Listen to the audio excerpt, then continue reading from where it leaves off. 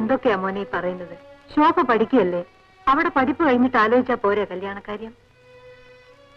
പോരാ, അവളെ കഴിയും വേഗം ആരുടെയെങ്കിലും കയ്യിലേൽപ്പിക്കണം. എന്നിട്ട് നീ എന്താ ഉദ്ദേശിക്കുന്നത്? എനിക്ക് ചിലത് ചെയ്തു തീർക്കാനുണ്ടമ്മേ. എന്ത്? അത് ഞാൻ ചെയ്ത് കഴിഞ്ഞതിന് ശേഷം അമ്മ അറിഞ്ഞാൽ മതി. കമ്പനിയുടെ ലാഭവീതം കൂടി കിട്ടാതെ നാം പണം വാങ്ങരുതായിരുന്നു. തൽക്കാലം അയാൾ എടുത്തോട്ടെ എന്ന് നമ്മുടെ ഫാക്ടറിയുടെ ഉദ്ഘാടനത്തെ പറ്റി അറിയുമ്പോ ഉണ്ണിത്താന്റെ അടുത്തിറളയും. ശരിയാണ്, ഡിസ്റ്റിലറി വെച്ചല്ലേ ഇതുവരെ അവിടെ ആദായം ഉണ്ടാക്കിയിരുന്നത്. ഇനി നമ്മുടെ സഹായമില്ലാതെ അയാൾക്ക് സ്പിരിറ്റ് കിട്ടുന്നത് എങ്ങനെയെന്ന് നമുക്കൊന്നറിയണം. നീ ഒന്നും മിണ്ടാതിരിക്കടാ. 90-ാം പക്കം നമുക്കവരെ പൂട്ടിക്കെട്ടിക്കണം. നമുക്ക് തരാനുള്ള ലാഭത്തുക പലിശ സഹിതം അവൻ നമ്മുടെ കാൽക്കൽ കൊണ്ട വെക്കുന്നത് നീ നോക്കിക്കോ. മാനക്കേട് സഹിച്ചാണ് നിന്റെ ചേച്ചി മരിച്ചത്. നിന്റെ ചേട്ടൻ കുറവാകുകയാണ്. നീയും കൂടി ഈ കുടുംബത്തിന് പേരുദോഷം ഉണ്ടാക്കരുത് കുട്ടി. അതിന് ഞാൻ അനുവദിക്കില്ല രമേശ്. ഗോപി, നീ ഞങ്ങൾ ചെയ്ത് തെറ്റാണെന്ന് ഞാൻ സമ്മതിക്കുന്നു. പക്ഷേ അവൾ എന്റേത് മാത്രമെന്നുള്ള വിശ്വാസം കൊണ്ടാണ് ആ തെറ്റ് ചെയ്തത്. ഇനി അമ്മയുടെയും നിന്റെയും അനുഗ്രഹമാണ് ഞങ്ങൾക്ക് ആവശ്യം.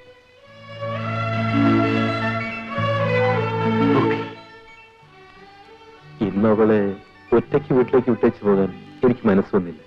അതുകൊണ്ടാണ് ഞാൻ പുറകെ വന്നത്. ഇങ്ങനൊരു സാഹചര്യം ഞാൻ ഉണ്ടാക്കരുതായിരുന്നു. എന്നോട് ക്ഷമിക്കും. ഗോപി, സത്യം നിനക്കെന്നെ വിശ്വാസമില്ലേടാ? ഗോപി, ഗോപി, അമ്മേ, Gopi.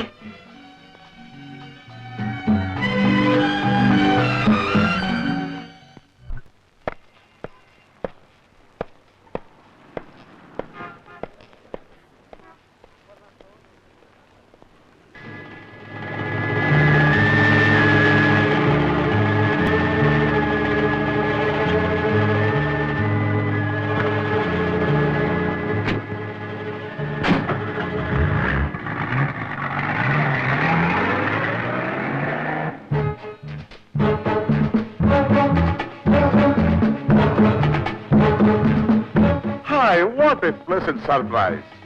Our respected ex-managing partner, Mr. Unithan. Welcome, welcome. Please come and take your honorable seat. Huh? Come.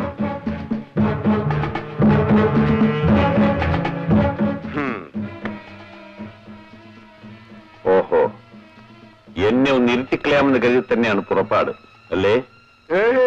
അങ്ങനെയൊന്നുമല്ല. നിങ്ങളല്ലേ ഞങ്ങളുടെ ഗുരു. ബൈ ദ വേ, കുടിക്കാൻ എന്താണ് വേണ്ടത്? Tea, coffee, or any hot drinks?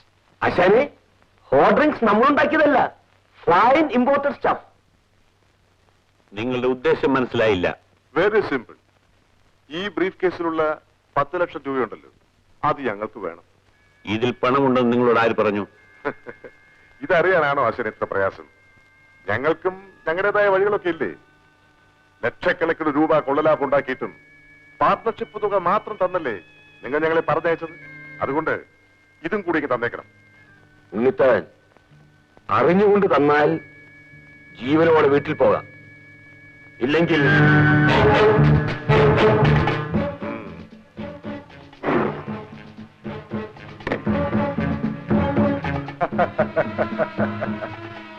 Thank you very much, Mr. Unithan. Now you can go. പിന്നെ സാറേ, ഒരു കാര്യം, ഈ വിവരം പോലീസിൽ അറിയിച്ചാൽ തന്റെ കമ്പനിയും സീൽ ചെയ്ത് തന്നെ അകത്താക്കാൻ ഞങ്ങൾക്കറിയാം.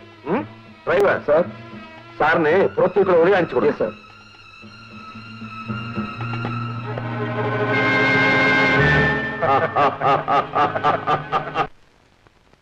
പോലീസ് അവിടെ എത്തും മുമ്പ് എന്ത് നടന്നു എന്നുള്ളതിന് ഐ വിറ്റ്നസ് ഇല്ല. അതുകൊണ്ടാണ് ഈ കേസ് അന്വേഷണം ഒരു പ്രതിസന്ധിയിൽ എത്തി നിൽക്കുന്നത്. എന്റെ സഹോദരിയെ നശിപ്പിച്ചവനെയാണ് ഞാൻ കൊന്നത്. അതിന്റെ പുറകിലുള്ള സത്യാവസ്ഥകളെല്ലാം എന്നെ അറസ്റ്റ് ചെയ്തത് അവസാനിച്ചു എന്നാണോ ഞാൻ കരുതുന്നത്? അല്ല, ശാന്തിയുടെ മരണത്തെക്കുറിച്ച് പ്രത്യേകമായി തന്നെ ഒരു കേസ് അന്വേഷണം നടക്കുന്നുണ്ട്. ആ ജീവിതം പിച്ചിച്ചീന്തി എറിയപ്പെട്ടത് നിയമം കൈകാര്യം ചെയ്യുന്ന നിങ്ങളുടെ എല്ലാം കൺമുമ്പിലാണ്. എന്നെ അറസ്റ്റ് ചെയ്യാൻ നിങ്ങൾക്കുണ്ടായ ആവേശം ആ കേസ് കണ്ടുപിടിക്കുന്ന കാര്യത്തിൽ നിങ്ങൾക്കുണ്ടായില്ലല്ലോ. രമേശ്, എന്ത് കേസും ഞങ്ങൾ തെളിയിക്കാൻ ശ്രമിക്കുന്നത് ഒരേ ആത്മാർത്ഥതയാണ്. അല്ല, തിളച്ചുമറിയുന്ന പല സംഭവങ്ങളും നിങ്ങളെപ്പോലുള്ളവർ തേച്ചുമാച്ച് കളയാറുണ്ട്. എനിക്കതിന് മറുപടിയില്ല. പോസ്റ്റ്മോർട്ടം റിപ്പോർട്ടിൽ ശാന്തയെ നശിപ്പിച്ചത് 1-ലധികം പേരാണെന്ന് സൂചനയില്ലേ? ഉണ്ട്. ആ ദ്രോഹികളെ കണ്ടുപിടിക്കാൻ കഴിയാത്ത നിന്നെയും നിന്റെ ഡിപ്പാർട്ട്മെന്റിനെയും ഇനി ഞാൻ വിശ്വസിക്കില്ല. രമേശിനെ ബോധ്യപ്പെടുത്താൻ വേണ്ടി അന്വേഷണത്തിലിരിക്കുന്ന കേസിനെ കുറിച്ച് ഇതിൽ കൂടുതൽ സംസാരിക്കാൻ എനിക്ക് നിവൃത്തിയില്ല. ഒന്ന് മറക്കരുത്, നിങ്ങളുടെ അന്വേഷണത്തിന്റെ പർവ്വതാരോഹണം നടക്കുന്നതിനിടയ്ക്ക് അവനൊക്കെ 10 പെമ്പിള്ളേരെ കൂടി നശിപ്പിച്ചെന്നിരിക്കും, പല കൊലപാതകങ്ങൾ കൂടി നടത്തിയെന്നിരിക്കും. രമേശ്, നിങ്ങളെപ്പോലുള്ള പലരും നിയമം കൈകാര്യം ചെയ്യുന്നത് നീന്തൽ എഴുതി പഠിക്കുന്നത് പോലെയാണ്. ഞാൻ നീന്തി കയറാൻ തന്നെ തീരുമാനിച്ചു. വിലങ്ങെങ്കിൽ വിലങ്ങ്, തൂക്കുമരമെങ്കിൽ തൂക്കുമരം. ഈ അന്ധമായ ആവേശം ആരെയും ഒരിടത്തെത്തിക്കില്ല. ഇതെല്ലാം കേട്ടു നിന്നത് ഞാനൊരു കളിമൺ പാവയായതുകൊണ്ടല്ല. കൈക്കൂലിയുടെ മുന്നിൽ നിന്നെക്കാൾ വലിയവൻ കളിമൺ പാവയാവുന്നത് ഞാൻ കണ്ടിട്ടുണ്ട്. രമേശ്, എന്നോട് ഈ പറഞ്ഞത് മറ്റാരെങ്കിലും ആയിരുന്നെങ്കിൽ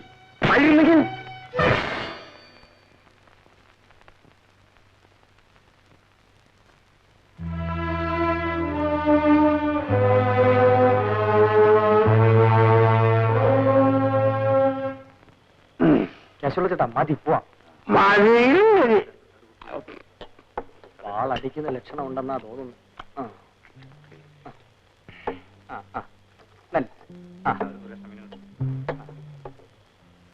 എന്നാ കേശവ ചേട്ടാ ഞാൻ പോട്ടെ. എന്നെ വിടാനോ? വിട് കേശവ ചേട്ടാ. എന്നെ വിടാനോ? നീ പെണ്ണുങ്ങളെ വളർത്തിട്ട് പോലീസിനെ കൊണ്ട് എന്നെ പിടിപ്പിച്ചവനാ. ഇതാരാ എന്നോട് പറഞ്ഞേ?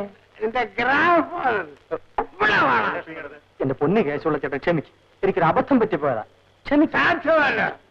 എന്നാ വാ, ഒരു കുപ്പിയും കൂടെ അടിച്ചോണ്ടെങ്കിൽ ക്ഷമിക്കും. ഇവിടെ വേണം. നിന്നെ ഞാൻ പോലീസ് സ്റ്റേഷനിൽ കൊണ്ടുപോകും.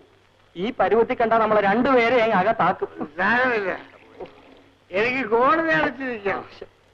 തുറക്കുമ്പോ വന്നാ മതി. മുണ്ടഴിഞ്ഞു പോകുന്നു, പിടിച്ചോ.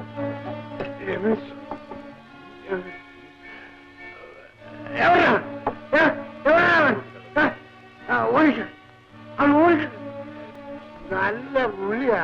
ഞാൻ എവിടെ ഒക്കെ അന്വേഷിച്ചു. എന്തിനാ? ആ സുലോചൻ അല്ല, രാമകുഞ്ഞിന്റെ കണ്ണീര് കൊണ്ടാണ് വക്കീലത്തിന് രമേശിനെ ജാമ്യത്തിൽ വെച്ചത്. എങ്ങനെ തിരിഞ്ഞു നോക്കിയോ? അതൊക്കെ നമുക്ക് പിന്നെ പറയാം. അത് പറഞ്ഞാൽ പറ്റില്ല. ആ കുഞ്ഞിന് ഊണില്ല, ഉറക്കമില്ല, കരിഞ്ഞ് കരിഞ്ഞ് കമ്പ് പോലെ ആയിപ്പോയി. ശരി ശരി, കേശവപിള്ള ചേട്ടൻ വന്നാട്ടെ.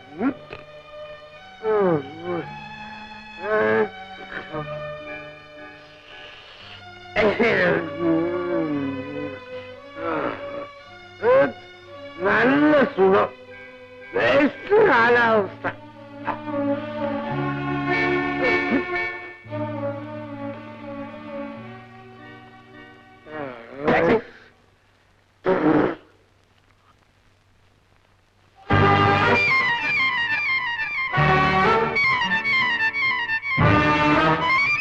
ആ പടിഞ്ഞാറെ പാലത്തിന്റെ അടുത്ത്.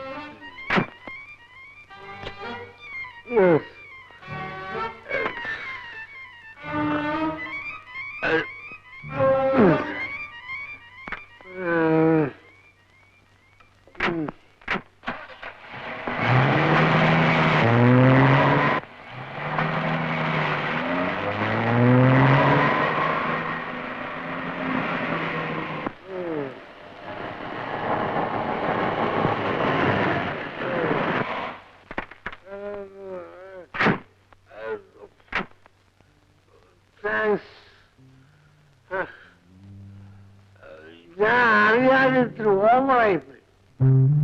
രമേശ് ക്ഷമിക്കണം.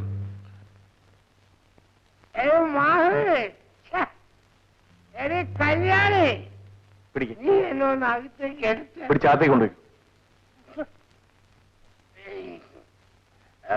സാറ് ശ്രമിക്കണേ, ഞാൻ എത്ര അടിച്ചാലും ശരിയായിരിക്കും. അതാണ് എന്റെ ഒരു കോൺഫിഡൻസ്. എന്റെ ഭഗവാൻ, ഈ മനുഷ്യനെ കൊണ്ട് ഞാൻ തോറ്റു. ഇങ്ങോട്ടോ. ഇനി ഇങ്ങോട്ടോ സാർ, നേരെ വിട്.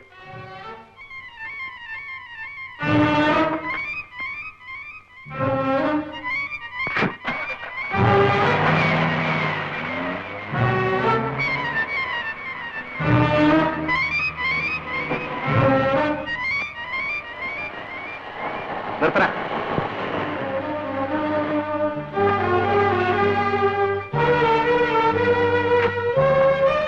ഇറങ്ങ.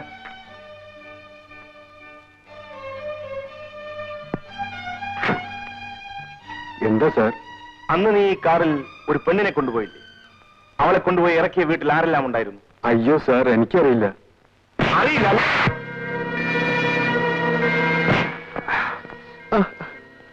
പറയണം.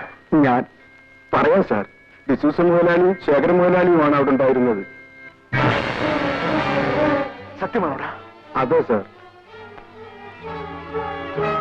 അവരൊക്കെ എവിടെ ഉണ്ടെങ്കിലും ഞാൻ കണ്ടുപിടിക്കും. അവരുടെ മുമ്പിൽ വെച്ച് നീ വാക്ക് മറിയാൽ. അയ്യോ സാർ, ഞാൻ വരുന്നില്ല. അവരെന്നെ കൊന്നുകളയും. കേരള വണ്ടി.